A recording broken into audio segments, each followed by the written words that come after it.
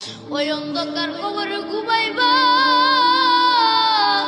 তুমি মরার পরে তুমি যখন অন্ধকার কবরে চলিয়া যাও, সন্তান যদি বিদেশ চাই, মা ভিডিও কল দিয়ে কথা বলতে পারো। বাড়ির পাশে বাবার কবর, মায়ের কবর, মা কি হালাত আছে ওই কবরে, মায়ের কবর জানি না, বাবা ওই কবরে কি হালাত আছে বাবার কবর জানি না। ও মা, ও মুরব্বি বাবারা, শুনিয়া নাও, শুনিয়া নাও, সন্তানকে আদর্শবান সন্তান বানাও। সন্তানের মতো যদি সন্তান বানায় দেয়া যাইতে পারো, শুনিয়া নাও একটা কথা বলি বারবার, তুমি মরার আগে যেরকম শান্তি পাইবা, মরার পরেও আমার আল্লাহ তোমার সেরকম শান্তি দিবে। ও আম্মা জানেরা শুনিয়া নেন, সন্তানকে এমন সন্তান বানান। ওই ঢাকা শহরে একটি কোম্পানির মালিক মারা গেছে দুইটা সন্তানকে রাখিয়া। দুইটা সন্তান এত বড় বড় হাতির মতন শরীর বানাইছে। বাবা মারা গেছে, বাবার দাফন কাফন করার টাইমটাও তাদের হাতে নাই।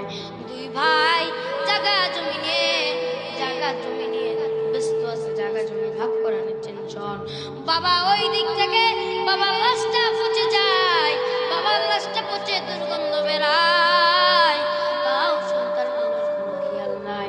সন্তানগুলো দুই ভাই জায়গা জমি ভাগাভাগি শুরু করিয়া দিছে। বাবা ওই দিক থেকে মরে পচে গলে যায়, এইদিকে সন্তানদের খবর নাই।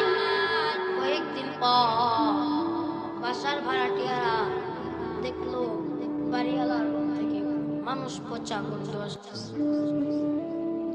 এবার ফ্ল্যাটের সব লোকজন ভাড়াটিয়ারা মালিকের রুমে গেছে। মালিকের রুমে যে দেখে সন্তান জমি নিয়ে ভাগাভাগি ব্যস্ত, আর ওই দিক থেকে বাবার রুমে বাবার লাশটা পচে পচে গন্ধ বেড়ায় যাইতেছে। সন্তানদের নাকে যায় সন্তানরা, তারপরেও বাবার মন করে না। এরকম নিষ্ঠুর সন্তান যদি দুনিয়াতে থেকে যাও, তোমার দাফন কাফন ভাগ্য হতে পারে, নাও পারে।